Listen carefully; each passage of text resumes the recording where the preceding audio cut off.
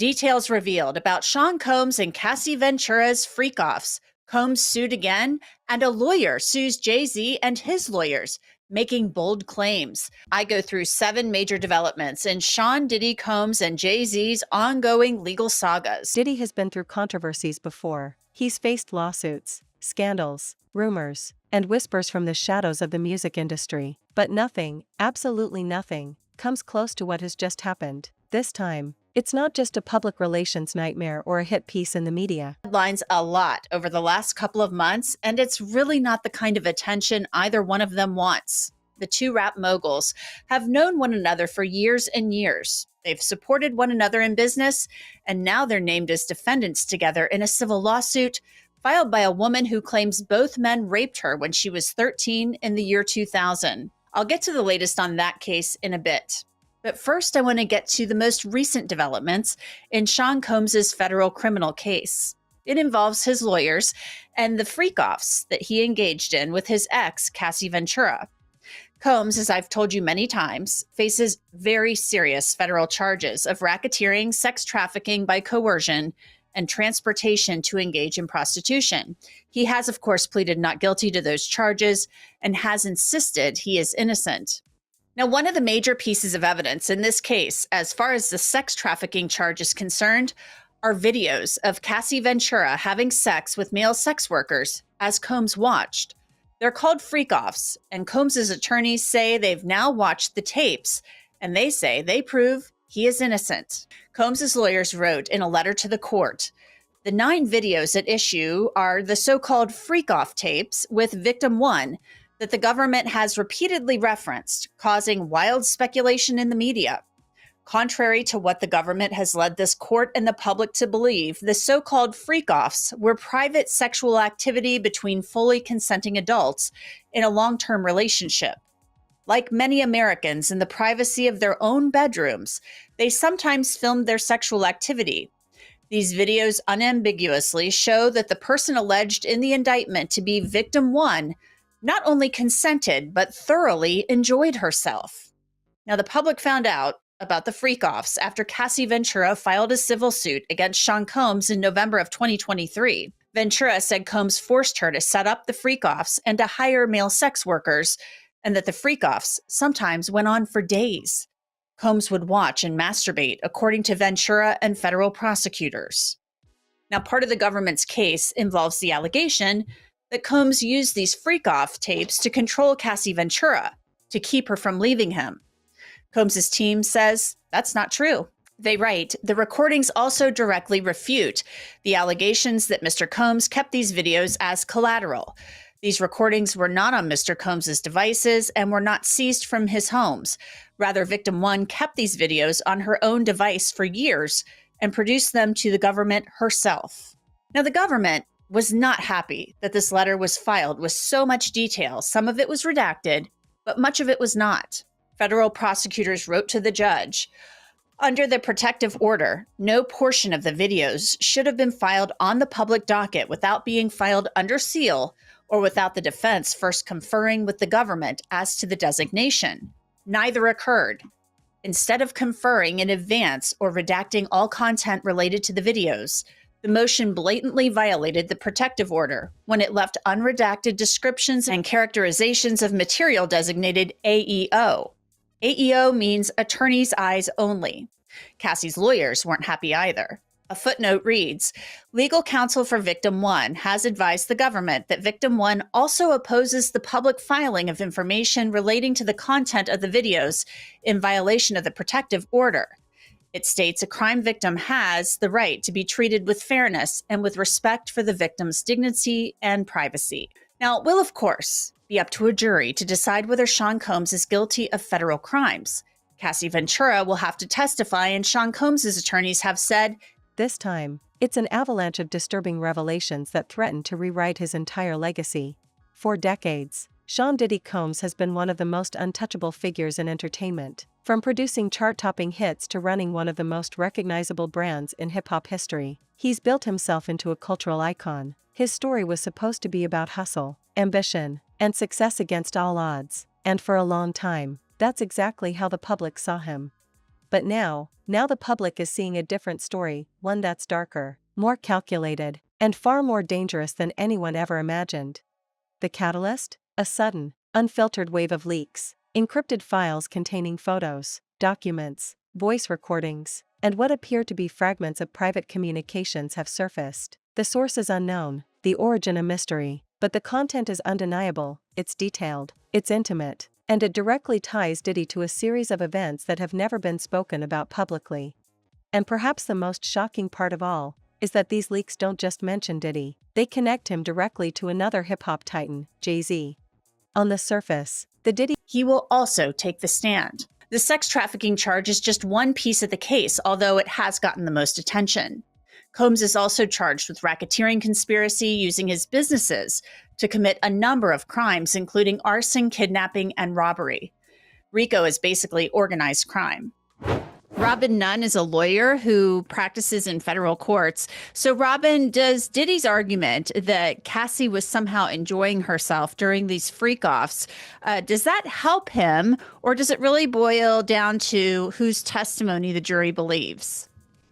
Combs' defense is typical of what you would expect someone who is accused of a crime like this to state. The videos, obviously, I have not seen yet, and I doubt they depict one way or the other whether or not the individuals were actually enjoying themselves. I think that it is a common defense to say that there was obviously no crime being committed, and that's exactly what he's saying here. But it will be up to the jury. And there's really another piece of this case, and that's the racketeering case. And they don't really talk about that. Diddy's attorneys, Sean Combs' attorneys, they stay away from the racketeering part of this. They are focused solely on the sex trafficking part of this case. Yeah, I think that the idea there, Anjanette, is if they can show that there was actually no rape, no trafficking, no crime, then the racketeering RICO charges all sort of float away. Whether that's true or not, I don't know if I agree, but I think that their defense is to kind of take these crimes apart and knock them off. And if they argue that Cassie is enjoying herself, that this is consensual, that there is no one who is there against their will, and that they had consent, that they can begin to chip away at the RICO charges, because you need an underlying crime in order for there to be actually RICO. Now, in Las Vegas, Sean Combs' name is coming up in the case of the man accused of ordering the murder of rapper Tupac Shakur. Prosecutors have filed a new transcript of a secretly recorded interview with Dwayne Keefe D. Davis and Las Vegas Metro Police from 2009. In that interview, Keefe D says that Combs wanted Death Row Records co-founder Suge Knight and Tupac Shakur dead and offered money to have the hit carried out. But Keefe D says he never got the money. Keefe D is trying to get the case thrown out. Sean Combs has denied any involvement in the murder for many years now. Sean Combs also faces a new civil lawsuit, this one filed in New York by a woman who claims Combs sexually assaulted her when she was a 16-year-old babysitter in the year 2000. The suit claims the woman worked as a babysitter in the same building where Combs' romantic partner at the time, listed only as a well-known woman, lived. Combs was dating Jennifer Lopez at the time. She is not named in the lawsuit. The woman claims in the suit that Combs told her she should get in his car and that the two men who worked with him were there. She claims she was reluctant, but eventually got in, but the car didn't go to her home. She said she was offered a drink to calm her nerves, but it made her groggy. The suit claims she was sexually assaulted and taken home and left in the lobby of her building. Sean Combs' lawyers are denying the latest claims, as they have denied the claims in many other civil lawsuits. They said no matter how many lawsuits are filed, it won't change the fact that Mr. Combs has never sexually assaulted or sex trafficked anyone, man or woman, adult or minor. Now to Jay-Z and the latest with him. Ever since he was officially named in the lawsuit, things have been kind of crazy, with a legal war of words between his lawyer, Alex Spiro, and the Jay-Z relationship has always looked like a textbook example of mutual respect between two moguls. They attended each other's parties, collaborated on music, and publicly supported one another's business ventures. They were symbols of black excellence in an industry that often tears people down. They seemed untouchable. But the leaks tell a different story. The first batch was released without warning, almost as if someone had been waiting for the perfect moment to strike. Inside were high-resolution photographs spanning years, private gatherings in exotic locations, luxury suites tucked away in five-star hotels, and a recurring circle of familiar faces in the background. These weren't standard celebrity party snapshots. These were moments clearly meant to remain behind closed doors. No paparazzi, no press, just an elite group of individuals who seemed to believe they were beyond accountability. At first glance, they could have been dismissed as harmless, but the context shifted once the documents began circulating alongside them.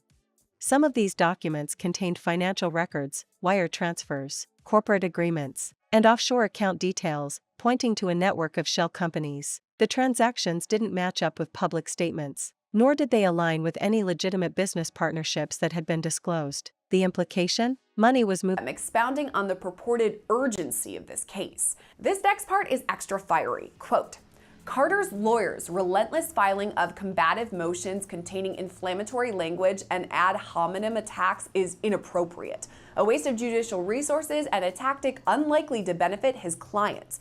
The court will not fast-track the judicial process merely because counsel demands it. So we've gone through the motion and the ruling on paper, but what does all of that really mean? So we're joined now by criminal defense attorney Adam Conta to take a closer look at the judge's ruling. Now, Adam, is this a win for Jane Doe, do you think, to remain anonymous? Yeah, it's a win for Jane Doe, certainly, but it's like a short win. It's really much more of a loss for the legal team of Jay-Z and Diddy. Why would you say that? Because the judge was kind of harsh to Jay-Z and Diddy in her response? Yeah, this is sort of like, if a child asks you for something and you're trying to teach them a lesson, you say, no, not right now. Go be good for a little while, then come back and ask me again. That is almost exactly what Judge Annalisa Torres did here. She wanted to send a message directly to Alex Spiro, who is obviously one of the most prolific attorneys in the country right now. I've known him for 20 years. He started as a DA in Manhattan. I knew him as a DA in Manhattan. I had cases against him as a DA in Manhattan. And he's gone on to do incredible things. But he has a very specific style. And there's a lot of people who don't like that style. And Judge Torres is one of them. He's now twice kind of taken the reins and tried to take control of the narrative of cases by putting on sort of these preemptive press conferences. He did it with Mayor Adams, and he did it now with Jay-Z, where he goes to the press and essentially puts on a PowerPoint and says, hey, this is why I think this case is garbage. This is all the inconsistencies. This is where this case fails. But it's obviously from his point of view. And so the judge doesn't like that. The other side of that, especially for me as a defense attorney, is, well, that's what the DAs do every time they make a big arrest. That's what the federal prosecutors do every time they make a big arrest. They go in front of the camera and they put on this sort of dog and pony show press conference to tell the nation why this is such a just arrest, why this is such a just prosecution, and to try to get public opinion behind them as they move forward in the case. It's really Alex Spiro doing the exact opposite thing to help his client, but the judge really didn't like it.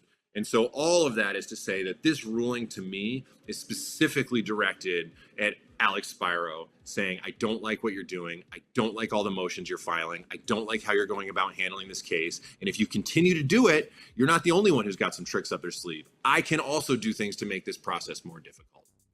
Yeah, the second half of this motion was kind of crazy. She really called him out. I thought it was really interesting to go through the motion and read it. And it sounds like it was a major tactic on his side to do these press conferences, as you said, file these motions. So if he doesn't stop doing that and just continues bombarding her with all of these motions, what sort of response could the judge have? If I'm being honest, not much. The federal court system has a lot of power, and the judges there have a lot of power, and they demand a level of respect that sometimes judges in state court don't demand. And I say respect, actually, it's more formality. They demand a formality in the process. And in secret, and not in small amounts. Then came the recordings, short but crystal clear. In them, voices sounding exactly like Diddy and Jay-Z discussed silencing certain people. They spoke in coded language, but the intent was unmistakable, controlling the narrative, keeping damaging stories buried, and ensuring loyalty through financial incentives or the quiet threat of consequences. The internet erupted. Fans dissected every frame, every second, every file. Content creators began piecing together timelines, comparing the leaked details to past public events. Suddenly, old interviews and offhand remarks from both men took on new meaning. Theories exploded across social media. and hashtags began trending almost instantly. And through all of this, Diddy's public persona started to fracture. According to insiders, the leaks blindsided him. He was furious at his team for not preventing this, furious at whoever betrayed him, and furious that his carefully curated image was unraveling in real time. But beneath the anger was something far more telling: fear. Because the thing about leaks is, when one batch drops, it's rarely the last. Jay-Z's silence only deepened the intrigue. He made no public comment, issued no denial, and didn't even hint at addressing the situation. That vacuum of response was filled entirely by Just get this suit dismissed instead. Possibly. So that first thing you mentioned about the judge's reaction, I have three theories about why this was withdrawn. And the first one is exactly what you said. The judge has already indicated on the record that she's not thrilled with the way the attorneys are going at each other in this. And no judge is. No judge wants to make a case about conflict between the lawyers. You know, lawyers end up skirmishing all the time. They don't like each other all the time. They accuse each other of bad stuff all the time. And no judge wants the case to be about that. The judge wants the case to be about the merits, about the claims, about the parties, not about the lawyers. So she dressed down the lawyers at one point about this kind of activity, and it's possible that they have withdrawn the motion because they just don't think the judge is going to really consider it, given her predisposition. That's one possibility. And what's your other possibility? Well, I have two other possibilities, and there could be a mix of the three. The second possibility that occurred to me is, for some reason, the people who brought the motion, and that's the Quinn Emanuel firm, no longer think the motion is that strong. It's possible they've evaluated things. It's possible, you know, they were claiming that the plaintiffs didn't vet the claims enough and made representations in the complaint that could not have been true. And maybe with further analysis, they've come to a view that the allegations in the complaint are not so demonstrably false that you could prevail on a motion for sanctions. Remember, a motion for sanctions is really hard to win on. I mean, they're very infrequently granted, especially in a contentious case like this. So I wouldn't have expected it to be granted anyway. So the second possibility is that Quinn Emanuel just decided it's not the best motion. It's not our best. We have a separate motion to dismiss the complaint against our client. That's the motion that we want to see through. That's the motion we want the judge to focus on. We want her to focus on the merits and dismiss the claims against our client. We don't care about the sanctions stuff. We're going to get it go. And my third theory, which I have no basis for other than sheer speculation, I want to say that up front, is that there's some kind of deal here between the lawyers. The lawyers have accused each other, right? Busby's accused Quinn Emanuel of going after his clients and trying to get them to bring malpractice cases. Quinn Emanuel's gone after Busby and accused him of trying to drum up clients to bring claims against Combs and against Jay-Z.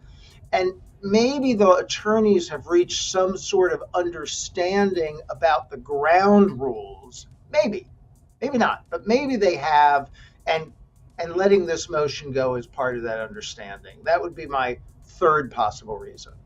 Yeah, and I know you mentioned that it's speculation, but I think by you kind of explaining that, I feel like that might also be very plausible. I want to go back to what you said during kind of your second explanation, where speculation. Was he working privately to contain the damage? Was he distancing himself from Diddy? Or was he simply waiting to see what else would come out before making a move?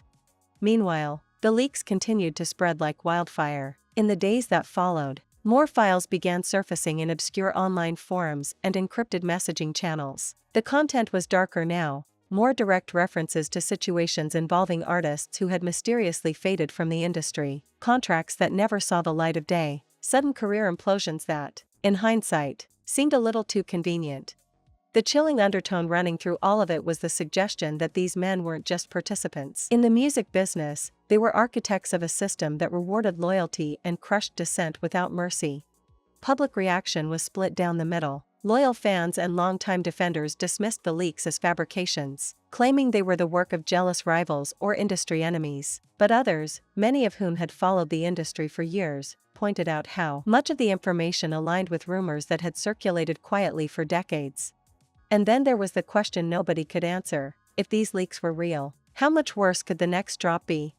Some insiders believe the material released so far is only the tip of the iceberg, designed to test public reaction before unleashing the full story. If that's true, Diddy and Jay-Z could be facing a level of exposure neither of them has ever experienced.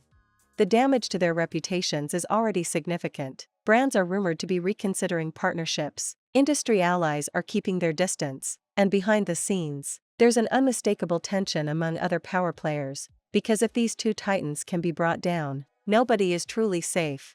For Diddy, this is more than just a PR nightmare. Raped by Jay-Z and Sean Combs. And by the way, she also claims there was a female celebrity who was there, saw this, but has not been identified in this complaint. Now, Jane Doe claims that she ran from the home, found a gas station, called her father, he picked her up. The problem with all of that is there was bombshell reporting from NBC News, and it kind of put a spotlight on some serious apparent flaws in her recollection.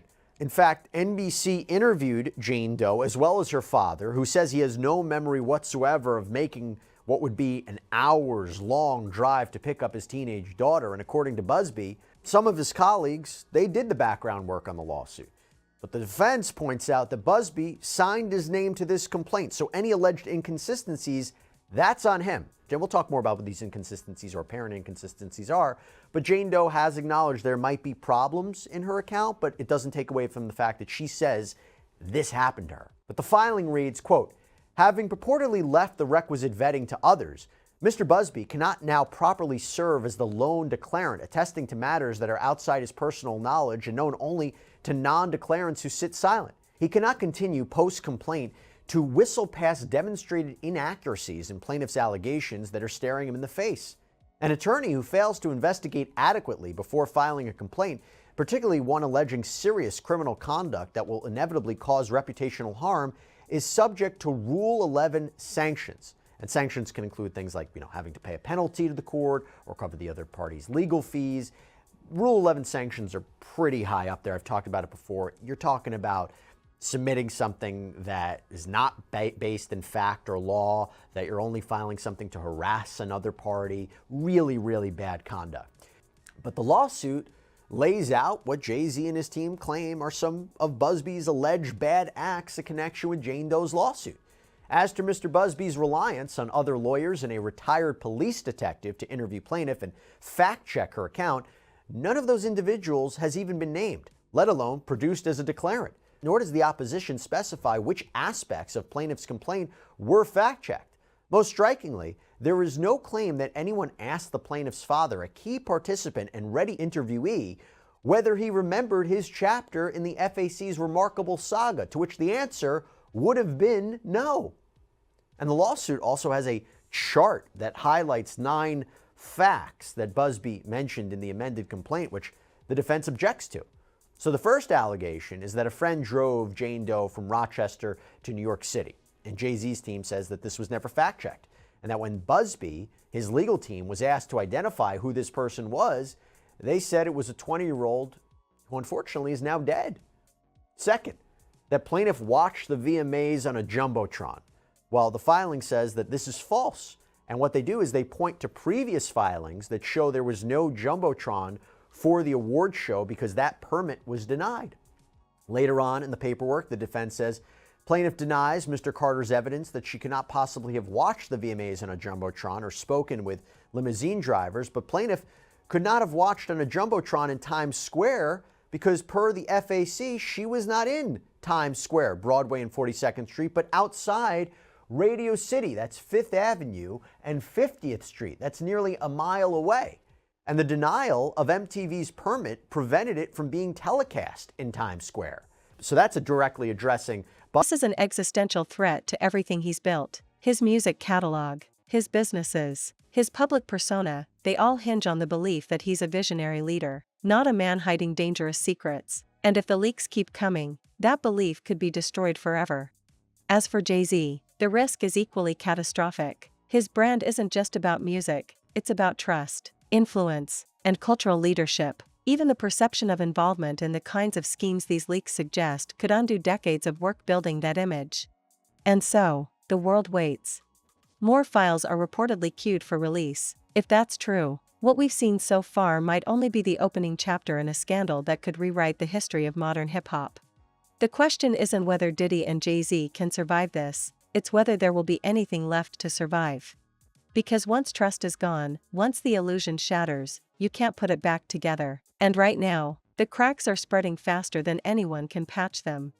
If the leaks are authentic, they don't just expose two men, they expose an entire system. A system built on backroom deals, silent payoffs, and a carefully maintained public facade. A system where power is hoarded, narratives are manipulated, and the careers of others are treated like disposable bargaining chips.